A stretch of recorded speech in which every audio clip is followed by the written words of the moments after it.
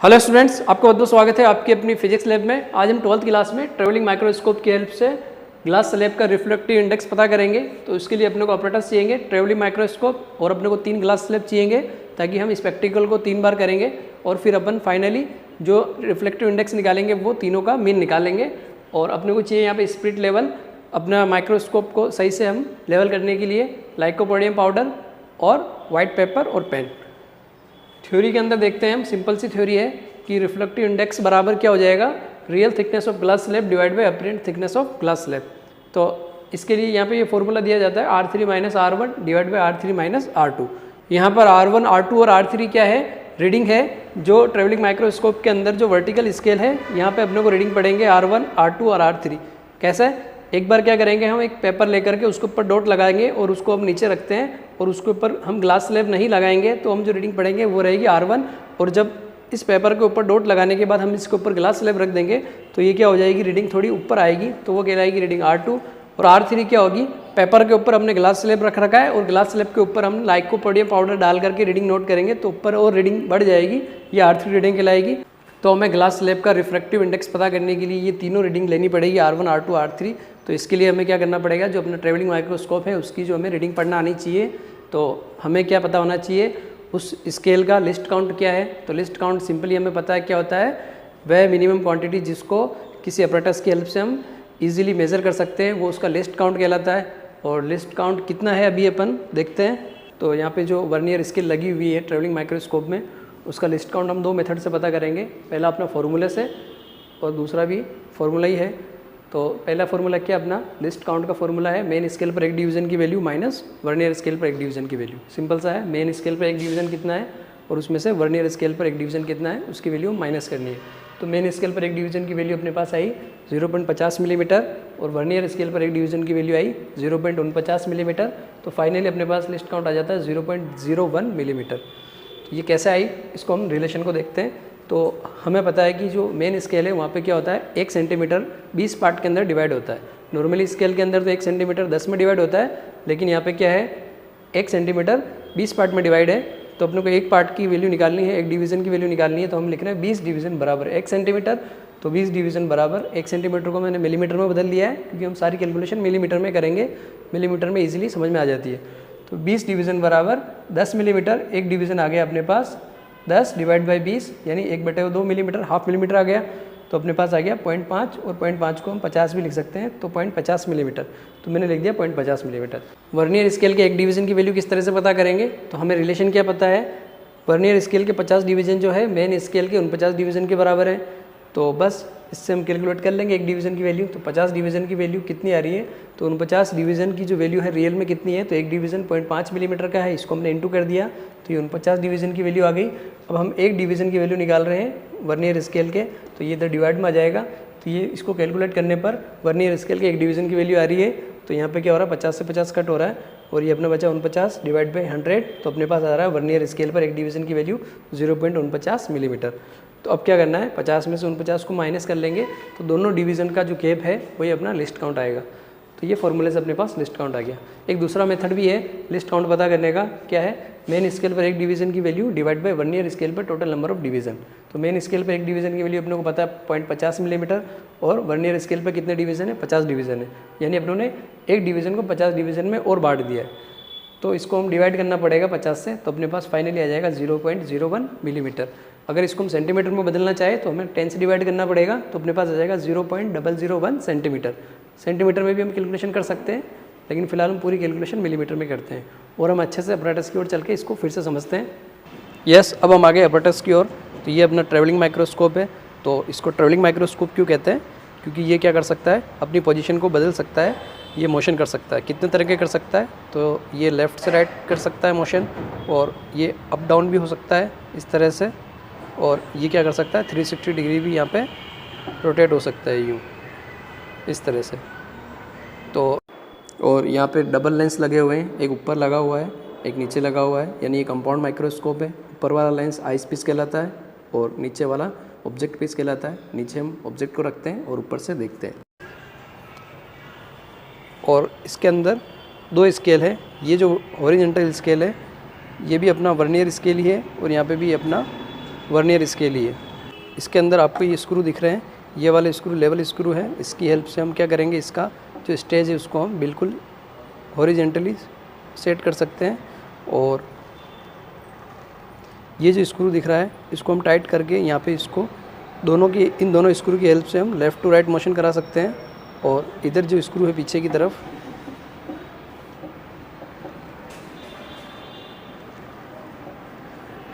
इस स्क्रू को हम लूज़ करके इसकी पोजीशन अप डाउन कर सकते हैं। और अगर हमें धीरे धीरे इसकी पोजीशन बदलनी है तो यहाँ से हम इसको स्क्रू को कस के हम इसकी पोजीशन अप डाउन कर सकते हैं। ये स्क्रू फाइन एडजस्टमेंट स्क्रू कहलाता है। तो अभी फ़िलहाल हमें जो प्रैक्टिकल करेंगे तो हमारा ये वाला स्केल यूज़ में आएगी, वर्टिकल स्केल ये वाली। और इसके अंदर आप ध्यान से देखिए तो आपको जो है यहाँ पे दिखेगा कि जो वर्नियर स्केल पे 50 डिवीज़न है वो मेन स्केल पे उन 50 डिवीज़न के कोइंसाइड हो रहे हैं, यानी इसका जो लिस्ट काउंट है वो क्या है, वो भी यहाँ लिखा हुआ है 0.01 मिलीमीटर। तो इसका लिस्ट काउंट मिलीमीटर में लिखा हुआ है। अब हम प्रैक्टिकल को परफॉर्म करते हैं। प्रैक्टिकल को परफॉर्म करने के लिए सबसे पहले हमें देखना रहेगा कि इसका जो स्टेज है वो लेवल पे है या नहीं है। तो हमारे पास ये लेवलर है, इसको हम अगर स्टेज अपना तिरछा है तो ये जो बीच में बबल दिख रहा है ये क्या हो जाता है, अपनी पोजीशन को बदल देता है। तो इस तरह से ये बीच में आने पर ही हमारा जो स्टेज है वो बिल्कुल वर्टिकल ही होगा। तो देख पा रहे हैं लेवलर के अंदर जो एयर बबल है उसकी पोजीशन हम स्क्रू की हेल्प से इधर से हम स्क्रू को कस के इसकी पोजीशन को हम बदल रहे हैं। तो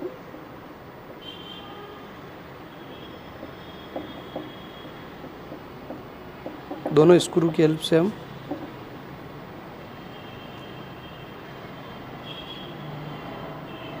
इसकी पोजीशन को सही करते हैं।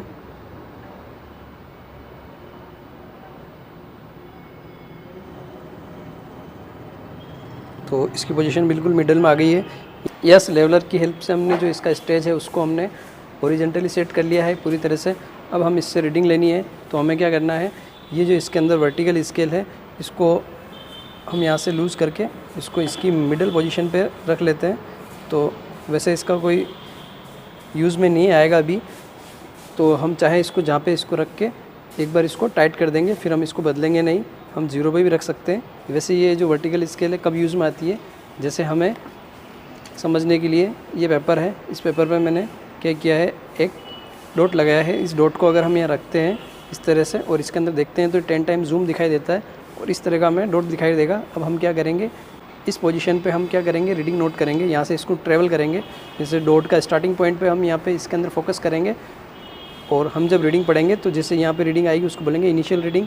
उसके बाद हम क्या करते हैं, अपना जो डॉट है उसका जो एंड पॉइंट है वहाँ पे हम फिर से फोकस करेंगे और इधर रीडिंग पढ़ेंगे, वो हमारी आएगी फाइनल रीडिंग। तो हमारा डायमीटर हो जाएगा इस स्पॉट का final reading minus initial reading. तो ये हॉरिजॉन्टल स्केल जो है इसलिए यूज़ में आएगी किसी भी स्पॉट का डायमीटर फाइंड करने में। अभी फ़िलहाल हमें डायमीटर फाइंड नहीं करना है, अभी हमें क्या करना है, इस ग्लास स्लैब का रिफ्लेक्टिव इंडेक्स पता करना है। अभी हम यहाँ पे वर्टिकली जो स्केल है इसको यूज़ में लेंगे। तो प्रैक्टिकल किस तरह से करेंगे, सबसे पहले इसको टाइट कर लेंगे, हॉरिजॉन्टल पोजीशन फिक्स कर लेंगे। अब हमें क्या करना है, वर्टिकल स्केल पे इसको हम अपनी इच्छा के अनुसार सेट कर सकते हैं। तो हम फर्स्ट रीडिंग यहाँ पे क्या करेंगे, R1 के लिए इसको 0 पे सेट कर रहे हैं, 0 0 पे जो हमारी लिस्ट काउंट वाली पोजीशन थी वहाँ पे हम इसको सेट करेंगे। और इसके बाद क्या करेंगे, हम ये पेपर को यहाँ पे लगा देंगे बीच में इसके नीचे इस तरह से, और इसके ऊपर हमने निशान बना रखा है और इसका जो क्रॉसिंग पॉइंट है यहाँ पे हम फोकस करेंगे।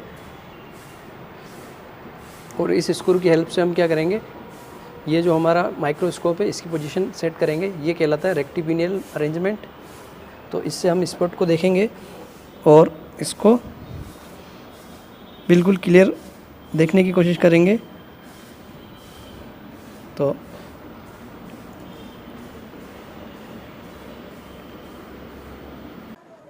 माइक्रोस्कोप में देखने पर हमें इस तरह दिखता है, ये प्लस का निशान होता है, इससे हम फोकस करते हैं। तो जो हमने निशान बनाया था उसको हमने पेपर को सरका करके बीच में लेकर आ गए हैं। और अब हम फाइन एडजस्टमेंट स्क्रू की हेल्प से इसको चेंज करके देखेंगे कि जहाँ हमें सबसे अच्छा लगे कि ये सबसे फाइन कंडीशन है वहाँ पे हम स्क्रू को कसना बंद कर देंगे।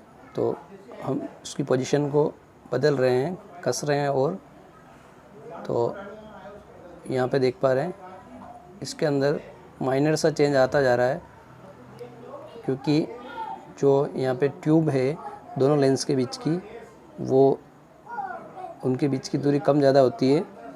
तो इस तरह से यहाँ पे धीरे धीरे कंडीशन चेंज होती है। तो ये सबसे बेस्ट है।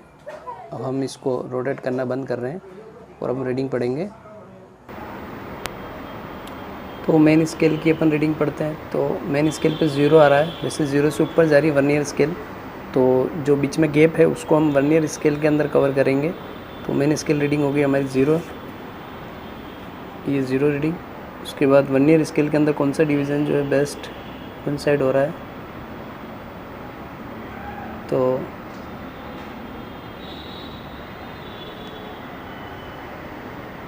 यहाँ से हम देखते हैं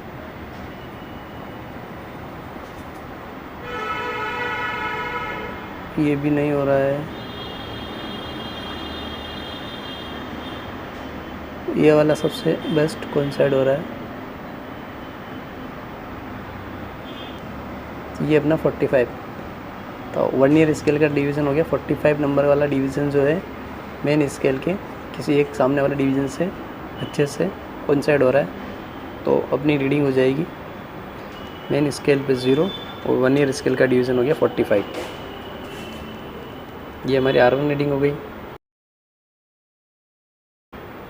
उसके बाद हमें क्या करना है, R2 रीडिंग लेनी है। तो उसके लिए क्या करना है, हमें इस ग्लास स्लैब को इस पेपर के ऊपर रखना है, ग्लास स्लैब अच्छे से।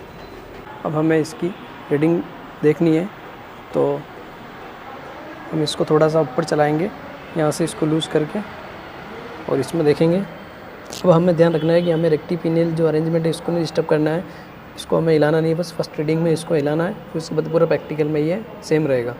अब हमें यहाँ से इसको अप डाउन करना है, तो हमें अप ही करना है। तो हम पेपर के ऊपर ग्लास स्लैब रख के इसको बिल्कुल फाइन देखना चाह रहे हैं, और हम फाइन एडजस्टमेंट स्क्रू को लूज़ करके या टाइट करके हम देखते हैं कि और कितना ज़्यादा फाइन हो सकता है। तो ये ब्लर होता जा रहा है, और फिर से हम जो है स्क्रू को टाइट करते हैं। तो यहाँ पे थोड़ा सा फाइन हो गया है और ये बिल्कुल फाइन हो गया है।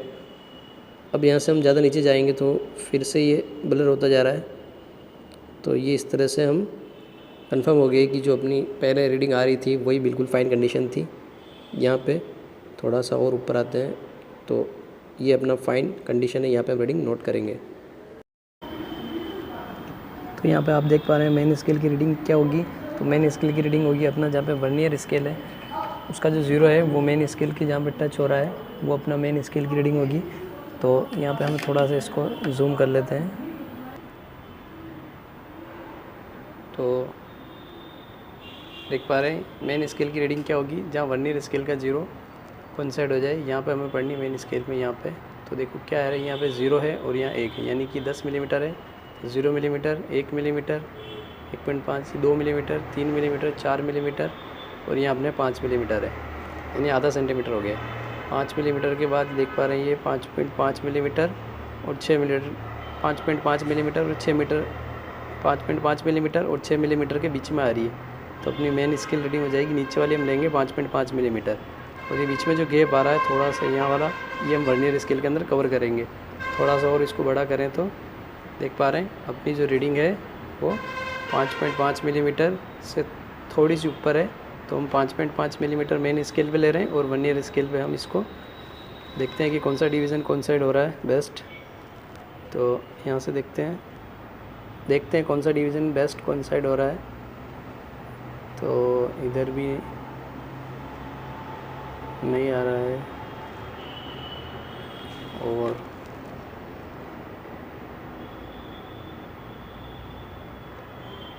तो ये वाला डिवीज़न अपना बेस्ट कोइंसाइड हो रहा है। ये वाला डिवीज़न यानी अपना 35 नंबर वाला डिवीज़न जो सामने वाला डिवीज़न से अच्छे से मैच हो रहा है।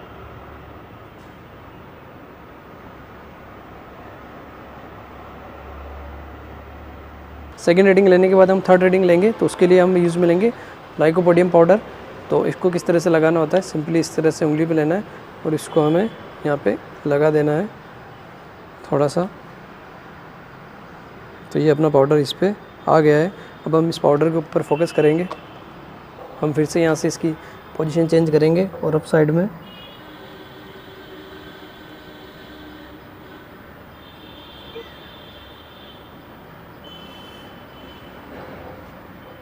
तो यहाँ पे क्लाउड सी दिख रहा है लाइकोपोडियम पाउडर पे, और हम इसको थोड़ा सा फाइन एडजस्टमेंट कर रहे हैं। तो ये पोजीशन आ गई है हमारी। तो जब हमने ग्लास स्लैब के ऊपर लाइकोपोडियम पाउडर लगा करके इसको देख रहे हैं तो इस तरह से दिखता है, और ये थोड़ा सा ब्लर हो गया है। इसको हम फाइन एडजस्टमेंट स्क्रू से क्लियर करते हैं। तो यह बिल्कुल साफ़ हो गया है ये, और हमें फिर भी लग रहा है कि हम और ज़्यादा फाइन कर सकते हैं। तो हम थोड़ा और इसको जो है टाइट कसते हैं। तो इस तरह से देखिए, इसमें एक बिल्कुल फाइन पोजीशन आती है, और थोड़ा ऊपर नीचे जाने पर वहाँ से हमें ब्लर दिखने लग जाता है। तो हम पहचान लेंगे कि नहीं, अपन गलत जा रहे हैं। फिर से हम बैक आ जाते हैं और फाइन एडजस्टमेंट यहाँ पे बिल्कुल। अब यहाँ पे हमें रीडिंग पढ़नी है, मेन स्केल और वर्नियर स्केल की रीडिंग। तो सिंपली फिर से हमें पास चलना पड़ेगा।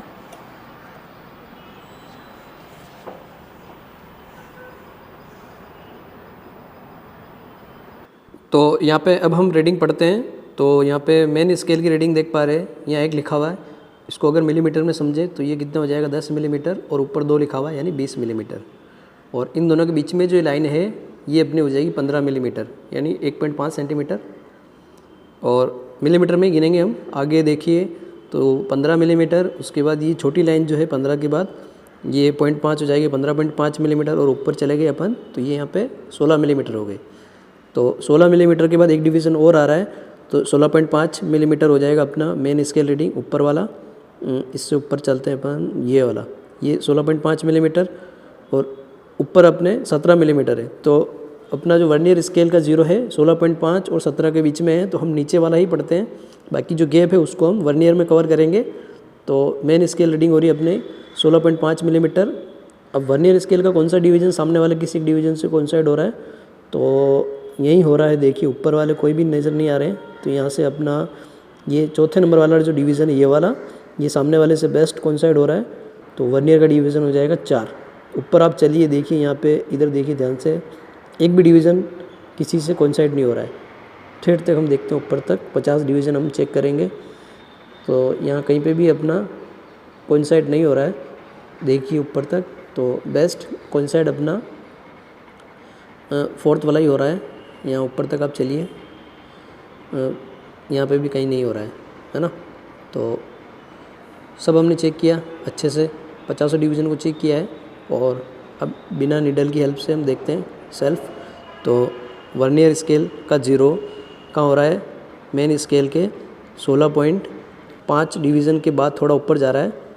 तो मेन स्केल रीडिंग हो जाएगी अपना 16.5 मिलीमीटर।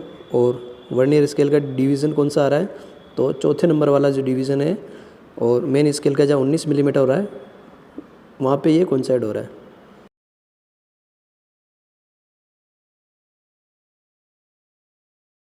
यस, जल्दी से हम कैलकुलेशन देख लेते हैं। तो अपनों ने फर्स्ट स्लैब के लिए जो प्रैक्टिकल वो किया था, तो अपनों ने फर्स्ट रीडिंग नोट की थी, और सेकंड और थर्ड 3 रीडिंग नोट की थी, और तीनों से हम क्या करेंगे, फॉर्मूले में वैल्यू रख के रिफ्लेक्टिव इंडेक्स निकालेंगे। तो फर्स्ट रीडिंग को अपन किस तरह से लिखते हैं, मेन रीडिंग लिखना आना चाहिए। तो रीडिंग का अपना फॉर्मूला हो जाएगा, first reading R1 equal to हो जाएगा मेन स्केल पे रीडिंग प्लस वर्नियर स्केल पे number of division into list count. तो मेन स्केल पे अपने आ रही थी 0, तो हम मिलीमीटर के अंदर काउंट कर रहे हैं, तो 0 मिलीमीटर।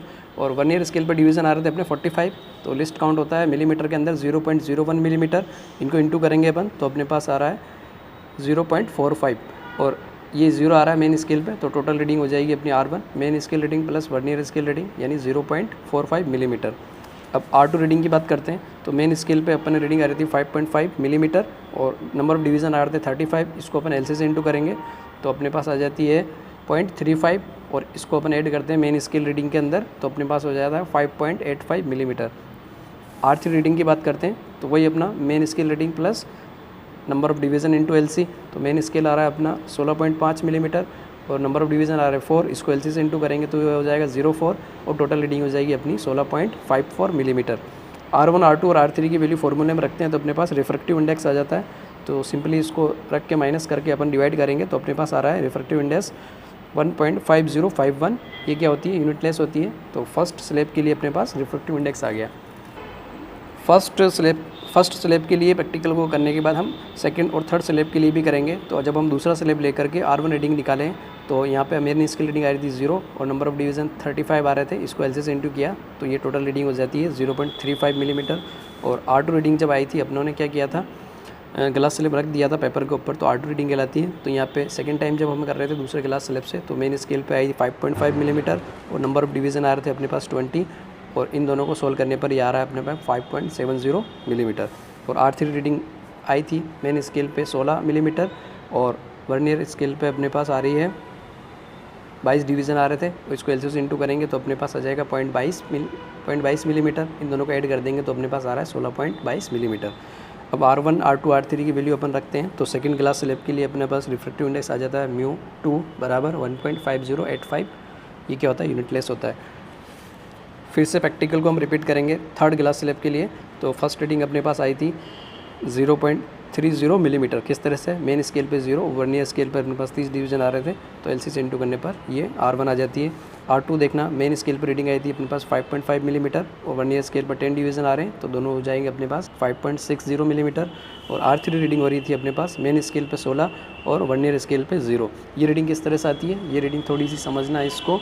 तो जब वर्नियर स्केल का 0 मेन स्केल के 16 mm पे बिल्कुल अच्छे से कोइंसाइड हो रहा है, अच्छे से उससे टच हो जाता है तो ये अपनी मेन स्केल की जो रीडिंग होती है वही टोटल रीडिंग होती है। क्योंकि वर्नियर स्केल का वहाँ पे रीडिंग अपने को नहीं पढ़ना है क्योंकि वो जो है लाइन जो है थोड़ी ऊपर नहीं जाती है, तो अपने को बस मेन स्केल वाली रीडिंग की काउंट होती है। उसको हम जो है देख करके भी समझ सकते हैं। तो मेन स्केल पे रीडिंग आ रही है अपनी 16 mm और वर्नियर स्केल पे 0 डिवीज़न आ रहा था, एलसी से इंटू करेंगे तो ये अपना 0 ही हो जाएगा। तो फाइनल रीडिंग हो जाएगी अपने पास 16 मिलीमीटर।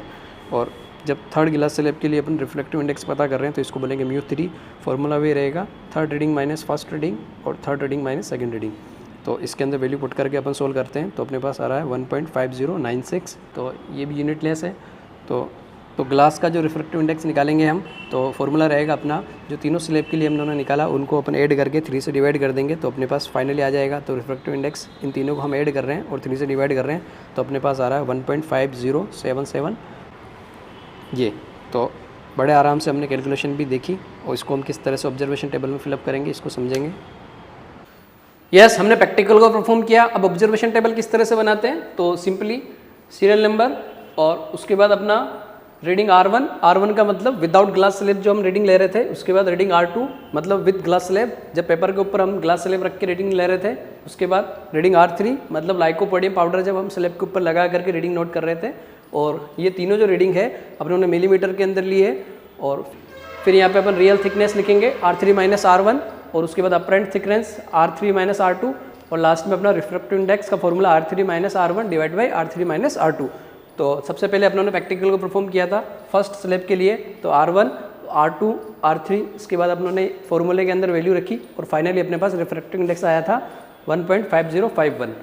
और सेकंड क्लास स्लैब के लिए भी अपनों ने R1 R2 और R3 रीडिंग निकाली, उसके बाद अपना फाइनली रिफ्रैक्टिव इंडेक्स आया 1.5085। और थर्ड क्लास स्लैब के लिए भी अपनों ने R1 R2 और R3 रीडिंग निकालने के बाद कैलकुलेट किया तो अपने पास रिफ्रैक्टिव इंडेक्स आया 1.5096। और तीनों ग्लास स्लैब का जो रिफ्रैक्टिव इंडेक्स आया उसका अपनों ने भी निकाला तो ये आया अपने पास 1.5077। तो बड़े आराम से अपना प्रैक्टिकल कंप्लीट होता है। आराम से पढ़िए, अपना ध्यान रखिए, टेक केयर, बाय।